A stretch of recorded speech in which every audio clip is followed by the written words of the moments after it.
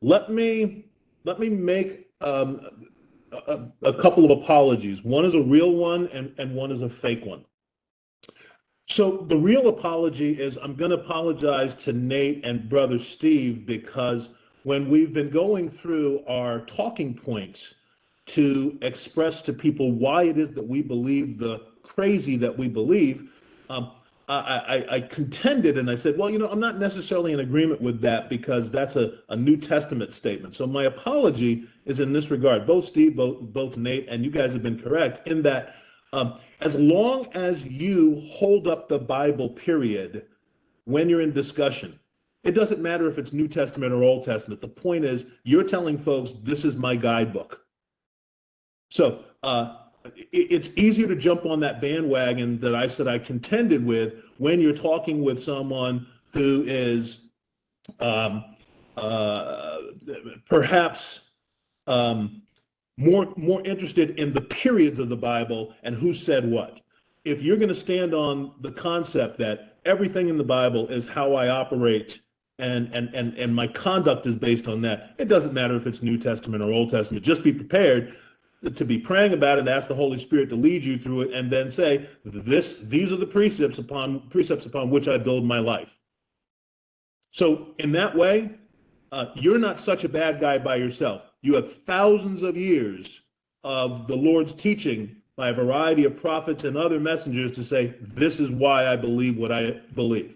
And to compile all this, I told you that we'll have it online for availability in terms of the verses that will support what your beliefs are in all of these taboo subjects, and then we'll also review them again as we compartmentalize and then push that off the table. But that's not going to be our discussion point for today. So a part of the apology is also we're not going to do our assisted or suicide otherwise today, and we're not going to finish 2 Corinthians 12, 7 through 10, because over the next couple of weeks, I think we need to talk and focus a little bit on 2023.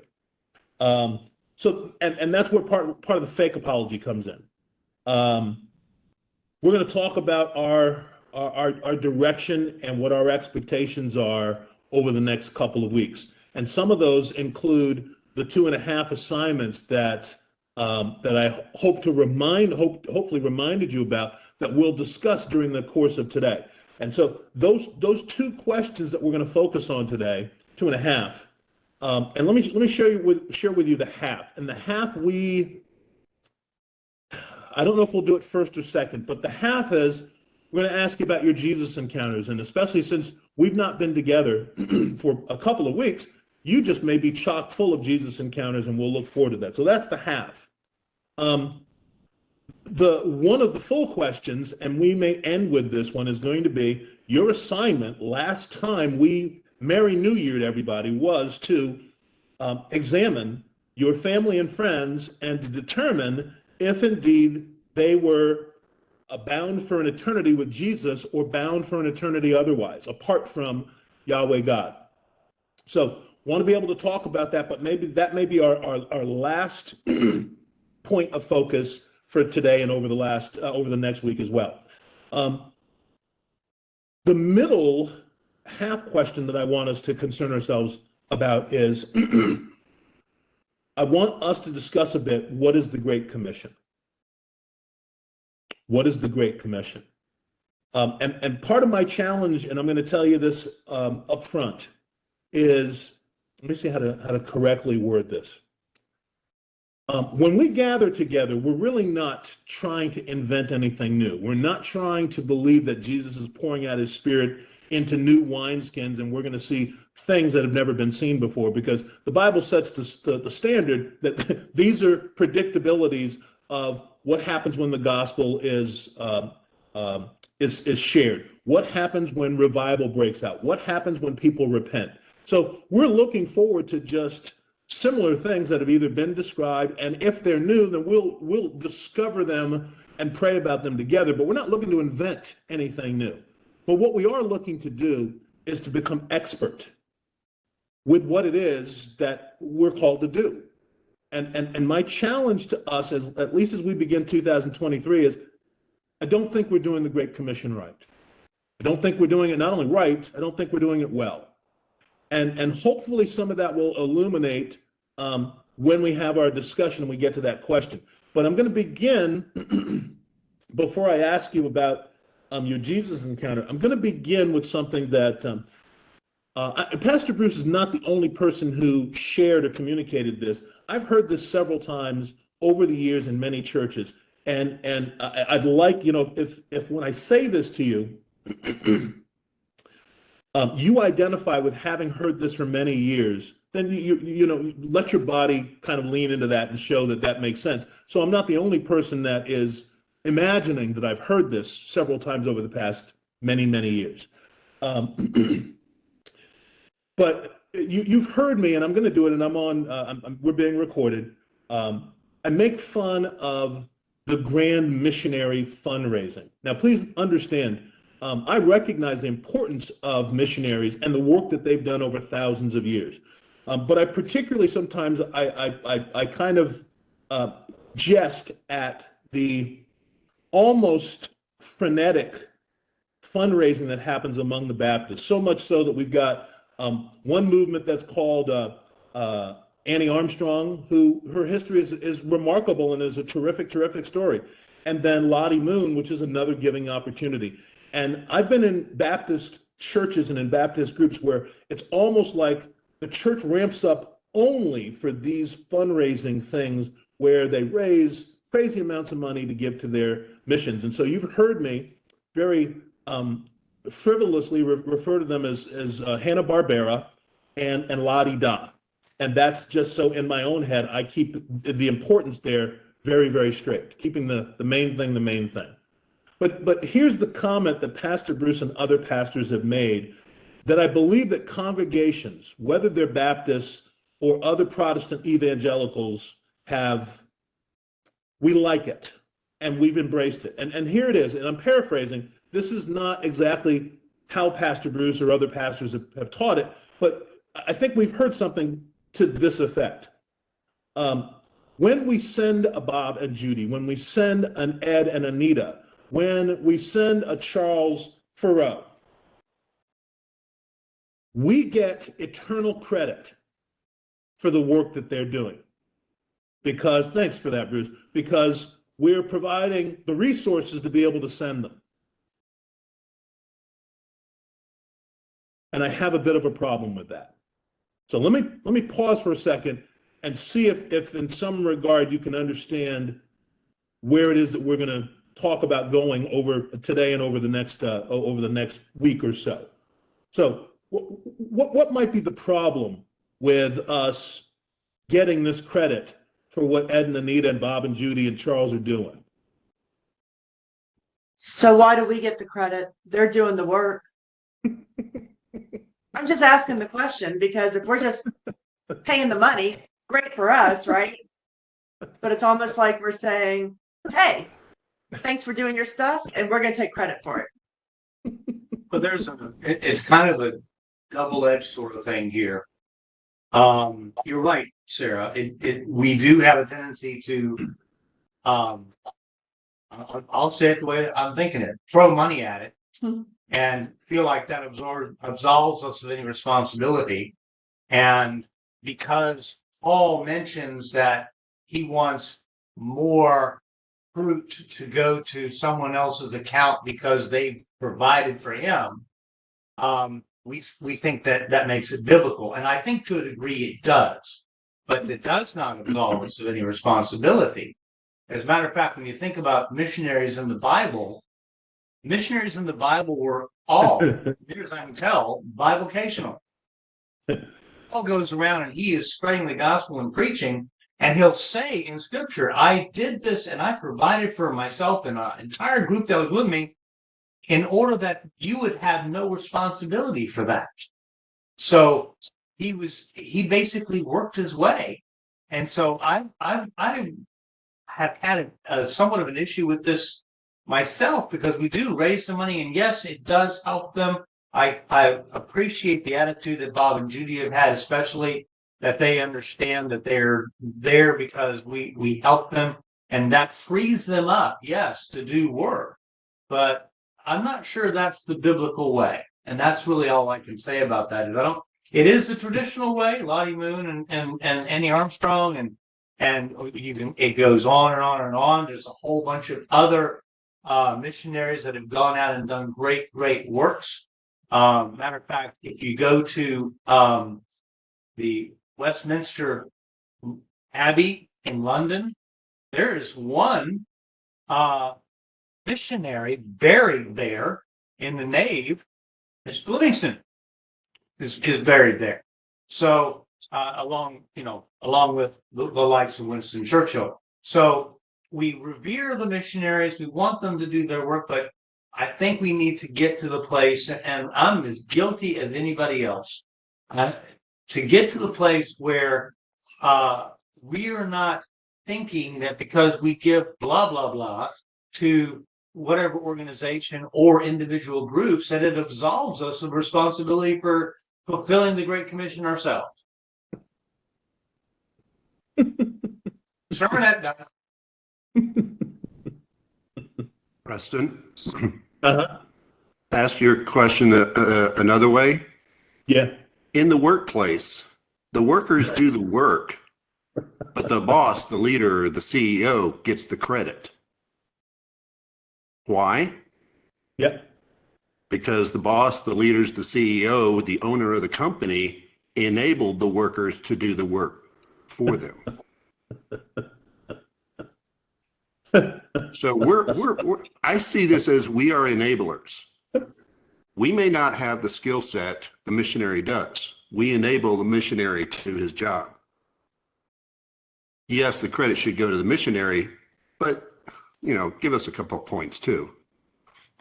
I'm not saying we should take all the credit. Chris's point brings up some real complexities, folks. And Chris's point is one that is hopefully going to shed some light and help shape your understanding of why our focus after our prayer training is on gifts and the use of gifts, right? Because what Chris is doing is actually in some ways working from a traditional model, which says that there's clergy, and among the clergy, there are missionaries, right? So you have your pastors, your elders, your priests, your popes, your missionary, all of those guys are part of the clergy. And then the folks that are on the bottom rung are the laity. And so the clergy have special training to be able to go out and do what Bob and Judy and Ed and Anita and Charles Farrow and a variety of historically significant missionaries have done. And I appreciate Chris saying that, because that really helps to focus that that's in some ways not only our understanding, that's how we embrace it. My challenge to us over the next couple of weeks, and especially in 2023, is it doesn't have to be the way that traditionally we understand and embrace it. We've gotten comfortable with that pattern. And when we take a look at the Great Commission, which we'll try to do in a couple of minutes, maybe we'll come out of it with a different understanding about who is sent or who's supposed to be sent. So let me pause there. Other thoughts about this? Thank you for that, Chris. I'm going to have to jump in here one more time, because he's brought something to mind that we have, and it's very, very difficult for the preacher, the minister, the clergy you're talking about to actually voice this, because it seems so self-serving. But the truth of the matter is, God gives these gifts that are not only empowerments, but people, that the clergy especially, for the building, to enable the congregation, that low rung you talked about, to build the kingdom. That's, I'm trying to find it. Ephesians 4:11, I think it is, 4:12, where he says he gives these gifts so that they can equip the people, the church, for the building of the church. And so it is an enabling, but we do it forgive the expression, bass backwards. It's not about the money though, at the end of the day. He can't hear you, Will. It's But not, you're right. It's not about the money at the end of the day. It's more because money, and Joel Osteen is a perfect example of a bad leader. I see it as deceitful. You know, he built his church and he has the biggest church in America, but he does that out of people's donations, you know? Yeah. I think that's what we're talking about. I don't know. Well, you've actually helped us to make a distinction. We started out talking about monetary support, but Chris has re-steered us into the spiritual enabling and instructing. Okay. So it is yes and both. Okay. You're right. We give the money and figure, okay, that we're done. But it's supposed to work the other way around, where these people are supposed to enable us to be able to fulfill the Great Commission. So we've got one direction straight, but we don't have the other one. Why is that? Now I think that's where we're headed. Well, doesn't it all come back down to first fruits? I mean, we're supposed to be giving first fruits to God every day with our resources and our time. And that's the missing piece, right? I know it is for me. I'm not as disciplined as Paul says. I have to beat my body into submission.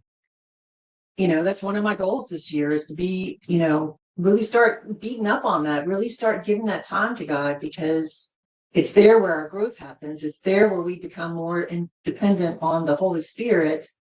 And if we don't have those first fruits right and the right heart attitude of those first fruits, what he deserves from us, then the whole thing falls apart.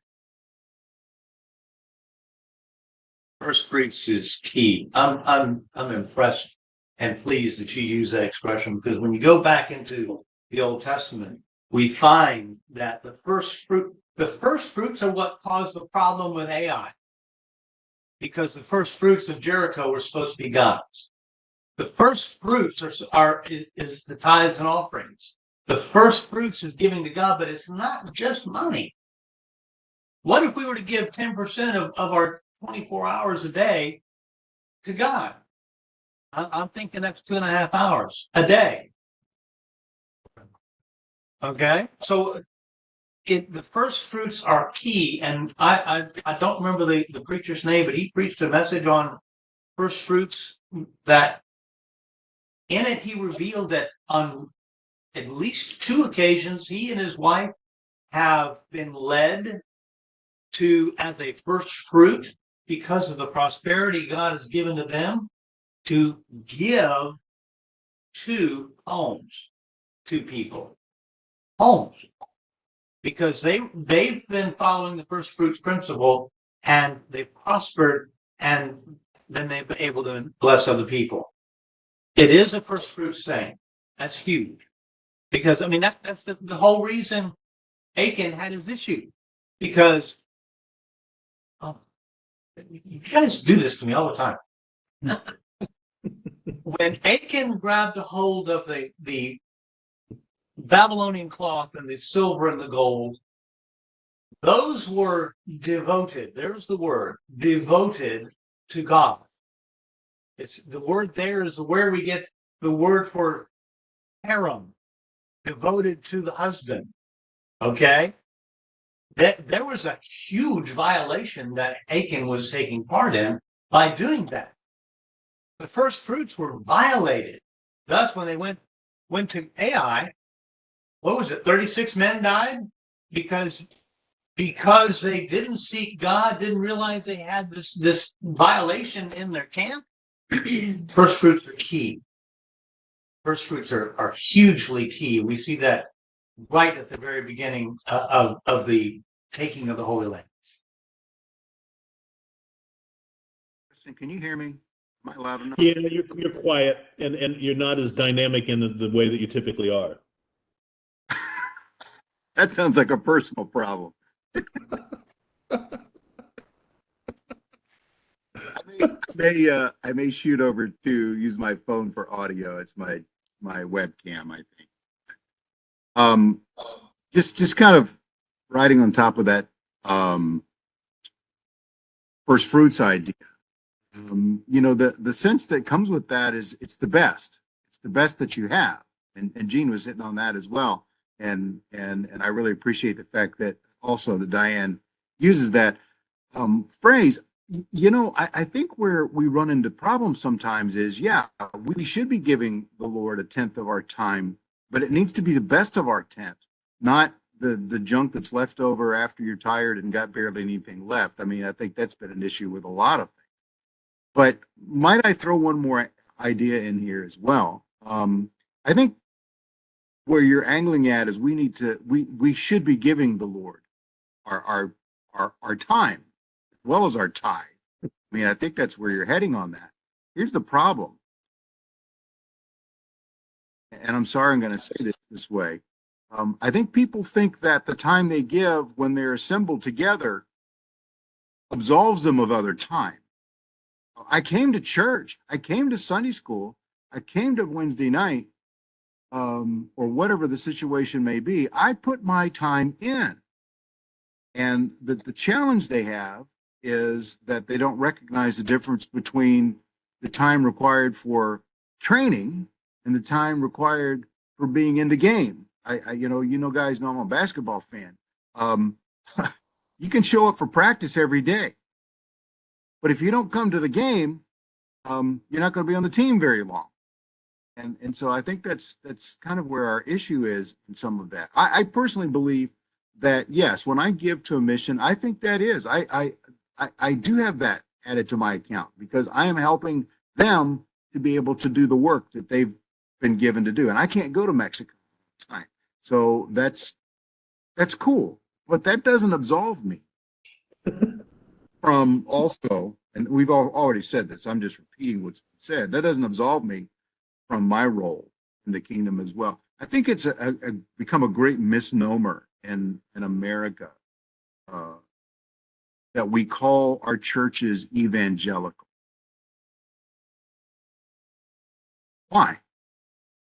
Why are we evangelical? Church says, oh, we're an evangelistically minded church. Why? Because you give to missions? Because you have a pastor that preaches the gospel message? When was the last time you got off your six and told somebody about Jesus? That's evangelical. That's evangelistic. Not just because we write a check or we go to a place where somebody talks about Jesus.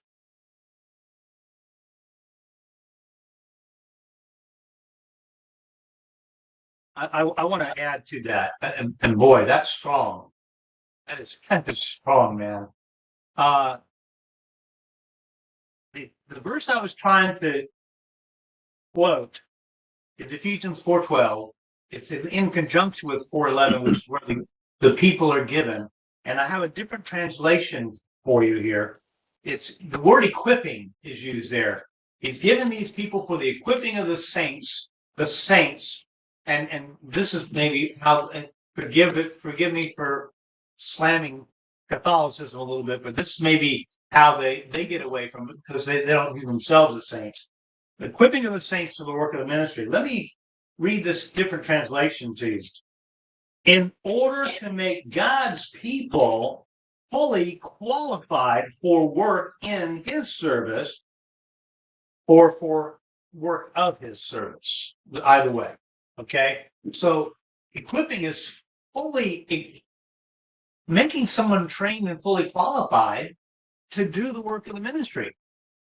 We've talked in our little threesome about and leadership as far as a chaplaincy sort of ministry, where okay, we want somebody that's going to go, do the weddings and visit the sick and all that kind of thing, and if we are equipping the people of God to do that, they ought to beat the minister there. They ought to be the first ones at the hospital. They ought to be the first ones to meet needs. And we're not doing that very well, and I'm included. Okay, we've got on here Jerry, and I've thought about him. I've not done a thing about it, And I don't even know whether or not he's been trying to fight with, trying to get his wife to help him as well as his mother-in-law. I don't know. I've been thinking about it, obviously, but anyway, I think we need to get a different kind of perspective when it comes to equipping and fully qualifying the people of God for the work of the ministry so that that can carry on. And by the way, here's a word of warning, okay? Preston is setting us up because now he's going to say, go down and do likewise.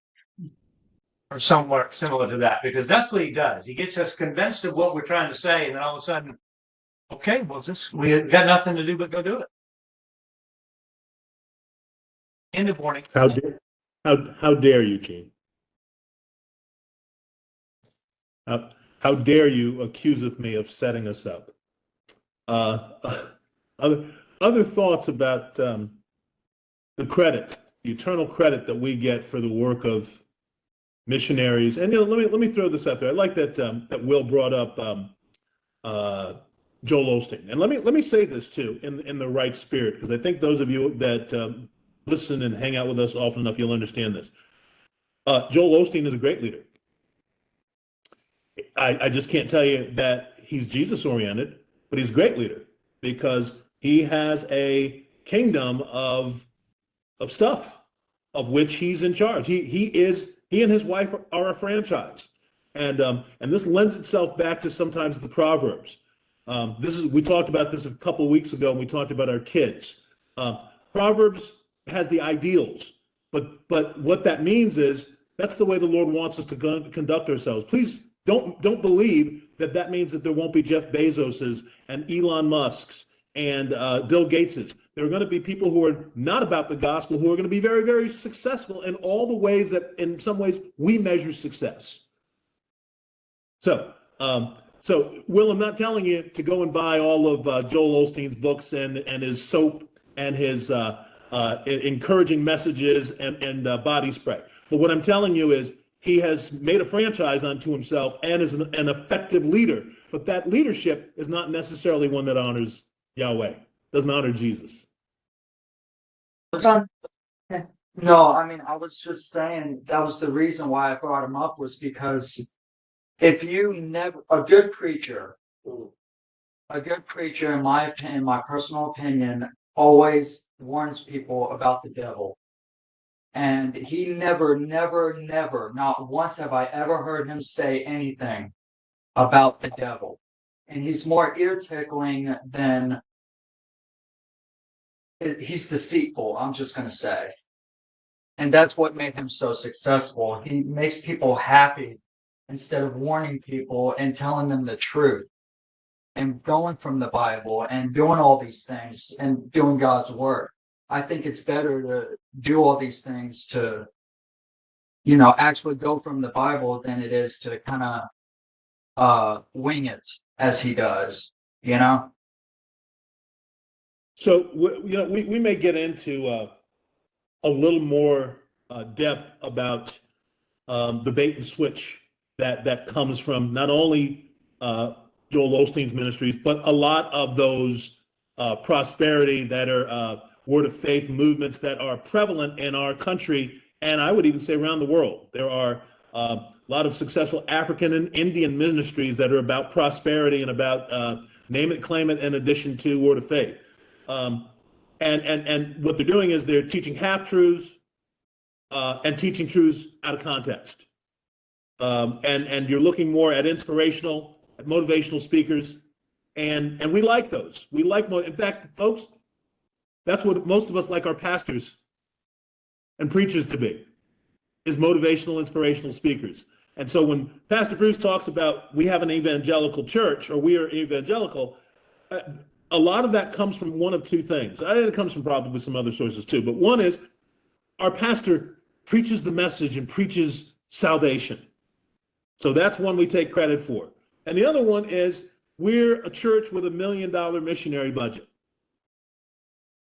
And so on top of that, when we then have a pastor, a preacher, a senior elder who's got his MDiv and he's got his PhD and he's got it, and so he's got all those degrees that vicariously, because I'm either a member of the Church of God, because I give to the church, I get credit for not only perhaps potentially the work that he does, but the flavor that he is. I get credit for that. Yeah. Yes, man raising your hand. That was for you to tell him to unmute me. Thank you.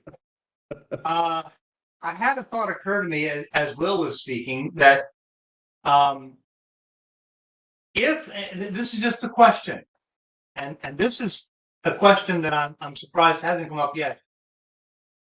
If we get credit for supporting biblically oriented ministries that are reaching people for Christ, is there a penalty for giving money to folks like Osteen who are not Yahweh oriented? Does that cancel out? Is there a wood, hay, and stubble sort of mentality there with regard to giving to the wrong or misusing the resources God provides for us? So, I think that, yep, okay, there he is. That's the guy I was going to say, tag, you're it. I think this is gonna, I hope, make sense. I think the penalty goes to Joel Osteen because he has misled people. He has been a wolf in sheep's clothing. He has been a false teacher. He's been a blind guide, and he has drawn money that should have been for the kingdom into his ministry. And I think he's going to be the one that pays the penalty. Just my reading of scripture. I think people who are deceived and think this is someone who is preaching a gospel, that the Lord's not going to hold them guilty for that, because that's, to me, that seems like a discernment issue or a trust issue. But I'm willing to hear other thoughts on that. But I think Osteen bears the brunt of that penalty. Yeah, folks, thank you for that, Pastor Bruce, because, I won't, I don't want us to rest here, but I think some of us have read, unfortunately, the aftermath of Ravi Zacharias dying and taking a look at some of the influences of what his franchise kingdom were about. And if you don't, here's my suggestion to you. Look it up on Google later on, or see Steve. Steve's going to be able to tell you a little bit about that.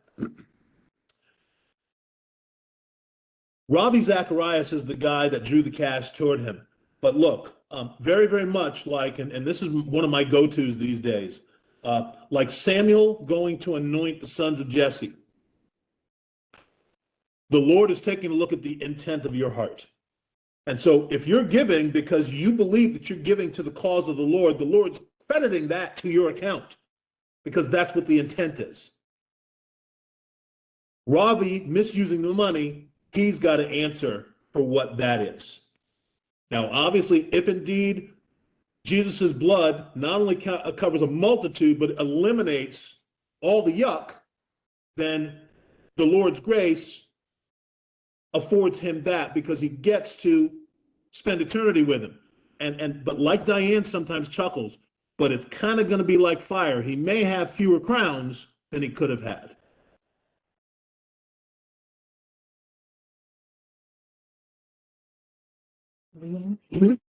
I want to say, I think we do bear some responsibility to what we're giving to, because we also have to question everything. You can't follow someone on blind faith, only God, right? So we have an accountability issue as well. And I think we will answer for, why didn't you open this book I gave you? Why didn't you just listen to what someone else said? So I think we all bear accountability to God.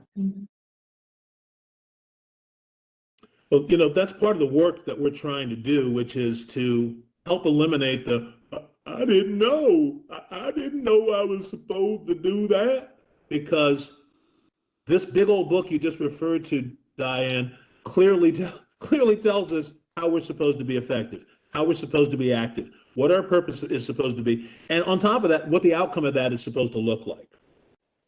And there are a lot of us right now that would claim I did not know that that is something that is called of me. That is something that I should do. And here's probably the bigger one. You guys are probably more not in agreement with this one. That's not in my job description. That's not my job. That's the pastor's job. That's the elder's job. That's the Pope's job. By the way, if you hear Pope coming out, it's because the Pope Emeritus dude just died. So I'm doing some Pope reading right now and stuff. So my apologies if you hear Pope a lot. Other thoughts about this vicarious accreditation to our account?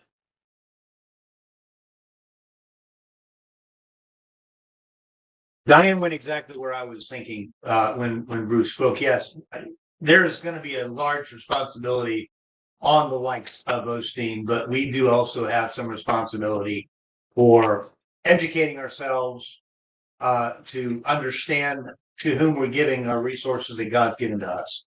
So I think we have to take responsibility for that. I think I guffawed when Bruce said, "Why do we call ourselves evangelical?" Because we give money to folks who do the job rather than doing it ourselves.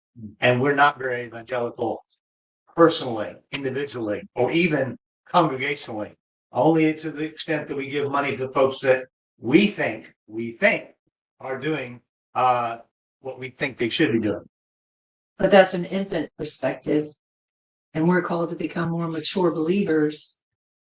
You know, that's where we fail. We're not growing the fruits of the Spirit. We are still nurturing the ones of our sinful selves. So that's where it goes. We're ready to somebody tell us what to do and get us there, but you know, you do the work and we'll follow. And don't affect me too much. Oh, go ahead, Steve. I was just say, but that's encouraged. Because of our culture. I'm saying that's encouraged. We're encouraged to do that, and it's not just culture; it's within the church itself.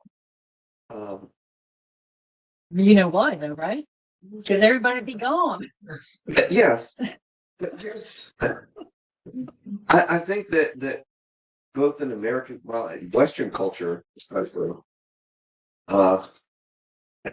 we've done the thing that Jesus told us not to do. And what I mean is, we've been encouraged by our culture, by our systems, that you have to have a line of separation between everything that you do. This is my job. I'm doing my job. This is what I do. This is my home time. This is my family time. And then this is my church time. And so everything's separate. And the church particularly has been encouraged. It's okay if you're religious, but you just keep that in its proper time. And that's where it stays, and that's what you do. And that's all that you do. And that's when it has its appropriate time and place. You don't let that carry over into how you operate day to day, how you do your job. You don't let that carry over to how you vote. You don't let that carry over to how you interact with other people. It's just it's reserved for that particular time. But Jesus didn't say. Jesus said, "Who lights a lamp and puts it under a basket? You let your light so shine before men." He didn't say let it shine when you're in your church bubble and then put it back under the basket and then go back out, because then that's your other time. But we like that because I like that because that's easy. It's easy because you're around with other like-minded people. You can light that bad boy up as bright as you want and then put it back under his basket. And I think that's encouraged. The part of legalism that we're trying to dip our toes in. I mean, everybody wants control, right? That's the American way. Even our pastors want control. No offense. I mean, Want to know why? uh-oh. I was going money. All about power. Yep. It's all about power. So churches are getting off course because they're run by sinful humans. But, you know, that's another example of the maturity that we're not reaching because we're taking the easy road. And I'm holding my hand up on that because I can give in to myself and my own needs all day long. It's a lot harder to be disciplined to not put myself first. You know, when she used the term going off course, and all of a sudden in my mind, I heard these screeching tires of a wreck about to happen. Yeah. That's what I heard. And I chuckled, but at the same time, that's kind of scary because we've got an entire church culture skidding to oblivion. Sorry. How many times has he skidded us to oblivion so we slow down? It happens to me all the time. I'm not saying he's causing it, but he uses that time when we're recovering, like Jerry. I'm hoping Jerry's had some time to really sit and think about his faith, to really, I mean, when I had this Achilles tendon thing, that was a wonderful time, a season of growth for me. Whereas if we're not slowed down, it's just so easy to keep rolling. So our discussion time, folks, is really focused on us. It really is. But I hope through some of the enlightened comments that you recognize that this is a disease that permeates our church culture. It's a disease that permeates our congregations. We have settled for exactly what Steve said, which is compartmentalization. And you better keep that compartmentalization to a standardized version that works within that particular bubble. Because if you go outside that bubble, you're not going to be welcome to be compartmentalized with us. So our Christianity sometimes, we say Jesus if we do. Actually, we say Christ a whole lot. We say God a lot more. But sometimes it's really all about us and our comfort level. And Steve's right. If if your light only comes out when one day for an hour and a half during the course of a week, you're not a really good light wielder. Maybe your light needs to be swiped away from you and given to somebody else, because that ain't what the light's supposed to be for. And folks, we're supposed to be salt and light.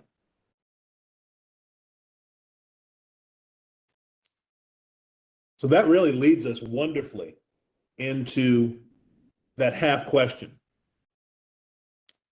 How about your Jesus encounters over the past 2-3 weeks? Floor is open.